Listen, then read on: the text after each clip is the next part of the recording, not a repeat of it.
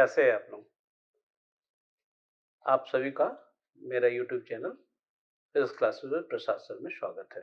इसके पहले क्लासेस में हम लोगों ने समानांतर प्लेट संधारित्र पैरेलल प्लेट कैपेसिटर्स के विभिन्न प्रकारों के बारे में पढ़े थे, जिसमें हम लोगों ने फुल्ली जो है डाइलेक्ट्रिक वाला भी पढ़ा और पार्शियली भी डाइलेक्ट्रिक वाला भी पढ़ा। आज हम लोग पढ़ेंगे स्फेरिकल कैपेसिटर्स।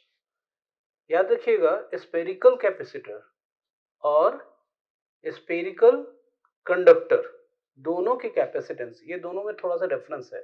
यहाँ पे स्फेरिकल कैपेसिटर्स अगर बोल रहा है तो हमको एक ऐसा कैपेसिटर लेना है जिसमें दो स्पीयर्स हैं, दो गोले हैं। एक छोटा गोला है ए और एक बड़ा गोला है बी। ये जस्ट लाइक आप लोग देखे होंगे, फुटबॉल देखे होंगे। आपको याद होगा कि फुटबॉल के अंदर ब्लडर रहता है और ब्लडर के ऊपर जो है हार्ड कवरिंग का, चमड़े का जो है एक जैकेट रहता है, चमड़े का एक पोर्शन रहता है। तो समझ लीजिए इसी तरह का है। इसके अंदर वाला जो है ये छोटा है और बाहर वाला जो है बड़ा है। देखेंगे दोनों के बीच का डिफरेंस जितना कम रहेगा उतना ज्यादा इसका कैपेसिटेंस बढ़ेगा। तो आइए हम लोग इसका कैपेसिटेंस के लिए व्हाट वैल्यू ऑफ सी के लिए जो है हम लोग एक्सप्रेशन डिराइव करते हैं, व्यंजक जो है व्युत्पन्न करते हैं। शुद्ध हिंदी में व्यंजक व्युत्पन्न करते हैं। ठीक है, तो कैसे हम लोग डिराइव करेंगे ये देखेंगे। मैंने आप लोगों का थोड़ा सा समय को बचाने के लिए पहले से ही कुछ लिख के रख दिया है। क्या क्या आप लोग लिखते हैं? बहुत बार जो है हमसे बच्चे पूछते हैं कि सर हम लोग जब क्वेश्चन का आंसर देते हैं इस टाइप का, खासकर डिराइवेशंस वाले क्वेश्चंस का, तो हम लोग उसको जो है कैसे जो है कितना लिखे, क्या लिखे। इसी के लिए मैं बीच-बीच में एक-एक जो प्रश्न रहता है उसमें जो है मैं ऐसा कुछ-कुछ लिख भी देता हूँ कि आपको कितना लिखना रहता है। याद रखिए, जो आप यहाँ पे फिगर में दिखा रहे हैं उसी को आपको यहाँ पे लिखना रहता है। कि मान लिया जाए एक गोला है, छोटा एक गोला है, एक बड़ा गोला है। छोटे गोले की त्रिज्या स्मॉल ए है, बड़े गोले की त्रिज्या cap capital A sorry B है, त्रिज्या बी है। अब छोटे गोले को हमने क्यू आवेश दिया, इस जो छोटा गोला है इसको क्यू आवेश दिया, तो इंडक्शन के कारण, प्रेरण के कारण हम लोग को क्या हो जाएगा, जो बड़ा गोला होगा उसके ऊपर माइनस क्यू आवेश हो जाएगा। और आप जानते हो कि अगर बाहर अंदर में माइनस क्यू आवेश होगा तो बाहर में प्लस क्यू आवेश हो जाना चाहिए।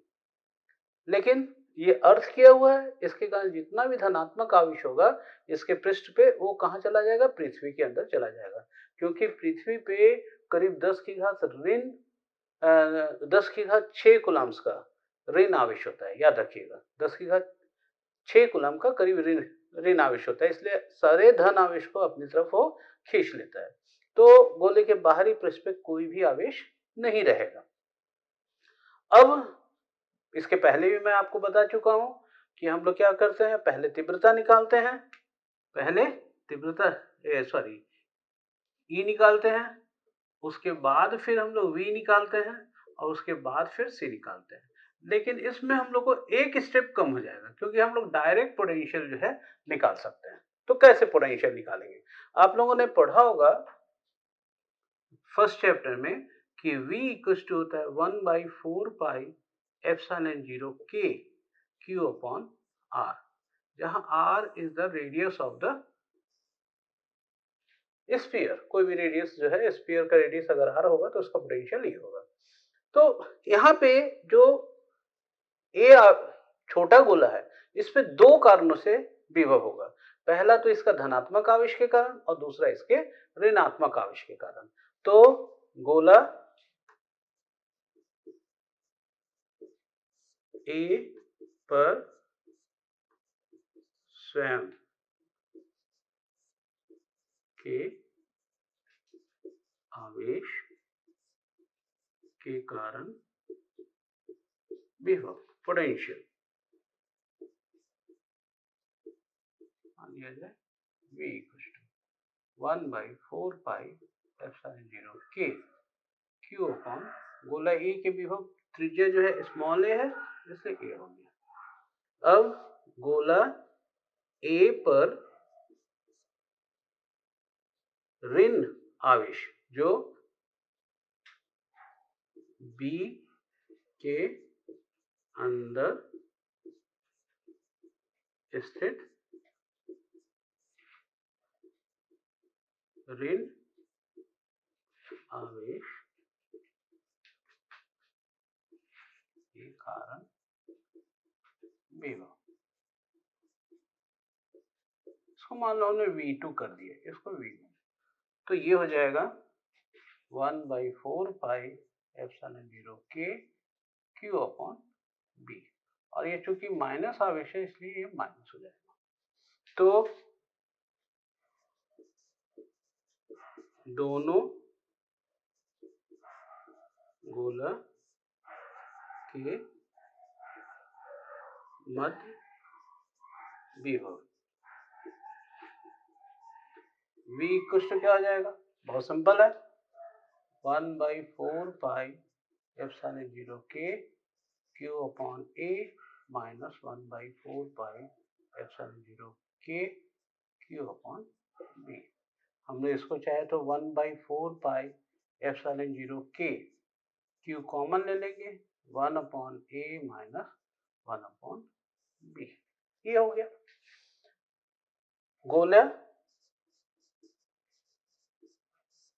B के बाहरी पृष्ठ पर विभव बराबर 0, क्योंकि वो अर्थ किया हुआ है। तो हम लोग दोनों गोले के मध्य जो विभव है वो हमको प्राप्त हो गया। थोड़ा सा इसको हम मिटा देते हैं जिससे हम आगे का कर सकें। आप लोगों ने इसको स्क्रीनशॉट ले लिया होगा, और नहीं लिया तो ले लीजिए। अब इसको हम मिटा दिए। अब देखिए V हमको निकल गया, तो हम C कैसे निकालेंगे।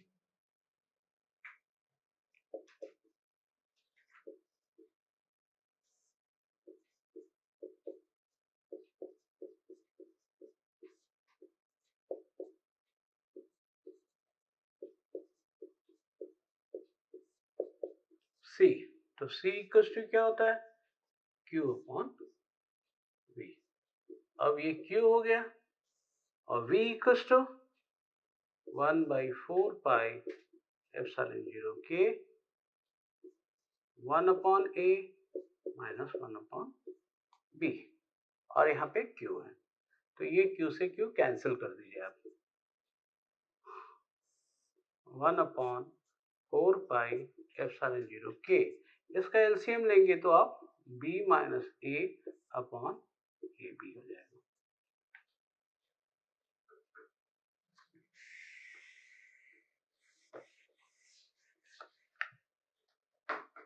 अतः C बराबर AB ऊपर चला जाएगा, 4 पाई एप्सिलॉन 0 K भी ऊपर चला जाएगा, B माइनस A नीचे रह जाएगा। तो हमको क्या सूत्र आ गया, C equal to 4 pi epsilon 0 K AB B minus A। ये सारे सूत्रों को आप अच्छे से नोट कर लीजिए, जितने को भी मैं स्क्वायर कर देता हूं उन सभी सूत्रों को आप अच्छे से नोट कर लीजिए, क्योंकि इसके ऊपर फिर न्यूमेरिकल्स क्वेश्चंस आपके पूछे जा सकते हैं। तो बहुत सरल है, बहुत आसानी से आप कर सकते हो, इसमें कोई दिक्कत नहीं है। अब हम लोग पढ़ेंगे कि गोलीय संधारित्र की धारिता को प्रभावित करने वाले कारक क्या क्या हैं। तो चलिए देखते हैं। The capacitance of A spherical capacitors, आप लोग अभी तक तो समझ में आ गया होगा कि क्या क्या चीज के ऊपर निर्भर कर रहा है। यहाँ पे ऑलरेडी सूत्र लिखा हुआ है, C equal to 4 pi epsilon 0 K AB B minus A। तो सबसे पहले क्या जिसके ऊपर निर्भर करेगा, first C is proportional to A, मतलब अंदर वाला जो गोला है उसकी त्रिज्या के ऊपर, जितना ज्यादा अगर त्रिज्या होगा उतनी ही ज्यादा जो है धारिता होगी। सेकंड होगा C is proportional to B, दूसरे गोले की त्रिज्या के ऊपर, दूसरा गोला भी बड़ा बनाते जाएंगे उतने ही ज्यादा बढ़ते जाएगा। अब थर्ड जो है प्रोपोर्शनल टू हो जाएगा डाइलेक्ट्रिक, आपने डाइलेक्ट्रिक क्या डाला है इसके ऊपर भी डिपेंड करेगा। और फोर्थ जो है ये दोनों प्लेट के या दोनों गोले के त्रिज्या के अंतर का व्युत्क्रमानुपाती होगा।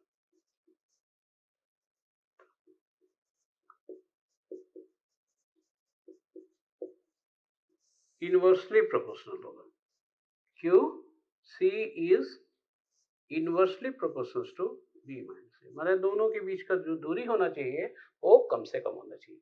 तो ये चार चीजों के ऊपर निर्भर करेगा। A के ऊपर प्रोपोर्शनल होगा, B के प्रोपोर्शनल होगा, C के K के प्रोपोर्शनल होगा और B माइनस A के डिफरेंस के ये प्रोपोर्शनल होगा। अब एक प्रश्न देता हूं, अगर आपसे पूछा जाए कि दो गोले हैं, यहां पे चार आपको गोले दिया गया। फर्स्ट 1 सेंटीमीटर त्रिज्या, सेकंड 2 सेंटीमीटर त्रिज्या, थर्ड 50 सेंटीमीटर त्रिज्या, फोर्थ 98 सेंटीमीटर और फिफ्थ 100 सेंटीमीटर। ये दो ऐसे 5 आपको स्फीयर्स दिए गए। आपको बताना है कि किन दो को कंबाइन करने पर हमें सबसे ज्यादा कैपेसिटेंस मिलेगा। सबसे ज्यादा कैपेसिटेंस किसके में मिलेगा? तो क्या हम 1 और 100 का यूज करें या 50 और 98 का यूज करें या 98 और 100 का यूज करें? किससे होगा? तो ये अगर कंडीशन देख रहे हैं कि C is proportional to A, तो सबसे ज्यादा किसका है? ये है। फिर C is proportional to B, अगर हम B इसको लें तो सही होगा। फिर B माइनस A, ये कम से कम होना चाहिए। तो कम से कम जो है अंतर, तो ये दोनों का है, अंतर जो है 1 का है, जबकि ये दोनों में 2 का है। लेकिन अगर हम ये दोनों का यूज करेंगे तो हमारा आ जाएगा 1:2 डिवाइड, बाकी चीजों को छोड़ दे रहे हैं क्योंकि कांस्टेंट है, 1:2 डिवाइडेड बाय 2 माइनस 1, मतलब इसका वैल्यू न्यूमेरिकल वैल्यू आ रहा है 2 के बराबर। जबकि अगर हम ये दोनों को लेंगे तो ये हो जाएगा 98:100 डिवाइडेड बाय 100 माइनस 98 2, तो 49।